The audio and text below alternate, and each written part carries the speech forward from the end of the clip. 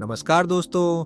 हिंदी साहित्य के इतिहास में कुछ ऐसे कवि हुए हैं जिन्होंने बहुत कम शब्दों में जीवन के गहरे सत्य, प्रेम और सौंदर्य को व्यक्त किया।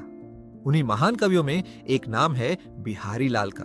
बिहारी लाल केवल एक कवि नहीं थे, बल्कि वे ऐसे साहित्यकार थे जिनके लिखे दोहे आज भी हिंदी साहित्य की अमूल्य धरोहर माने जाते हैं। उनकी प्रसिद्ध कृति बिहारी सतसई आज भी विद्यार्थियों, साहित्य प्रेमियों और शोधकर्ताओं के बीच समान रूप से लोकप्रिय है।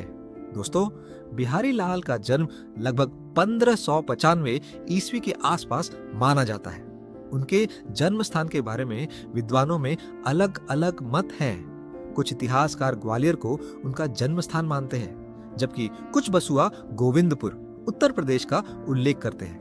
बचपन से ही बिहारी लाल अत्यंत प्रतिभाशाली और अध्ययनशील थे। उन्होंने संस्कृत, ब्रज भाषा और हिंदी साहित्य का गहन अध्ययन किया। उनकी रुचि कविता और साहित्य में इतनी अधिक थी कि कम उम्र में ही वे अपनी काव्य प्रतिभा के लिए प्रसिद्ध होने लगे।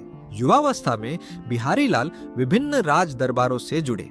बाद में वे आमेर, वर्तमान जयपुर के शासक राजा जय सिंह प्रथम के दरबार में पहुंचे।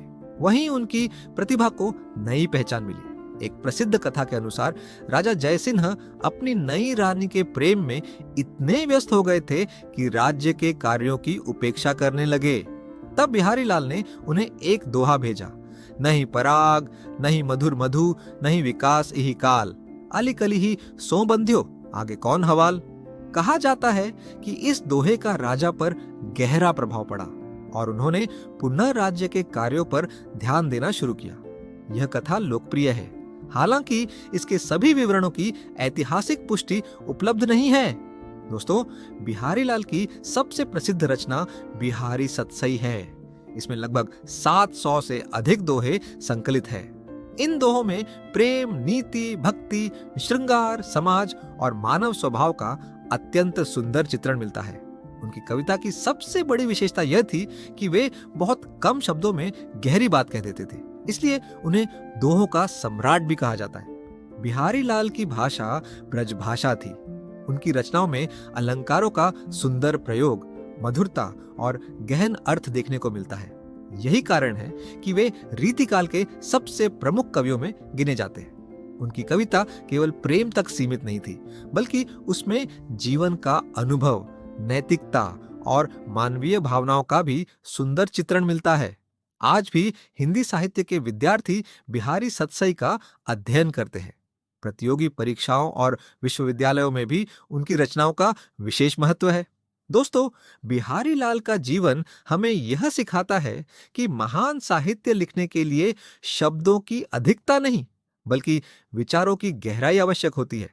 उन्होंने अपने दोहों के माध्यम से यह सिद्ध कर दिया कि छोटी सी रचना भी सदियों तक लोगों के दिलों में जीवित रह सकती है। इसीलिए आज लगभग 400 वर्षों बाद भी बिहारी लाल का नाम हिंदी साहित्य के सबसे महान कवियों में सम्मान के साथ लिया जाता है।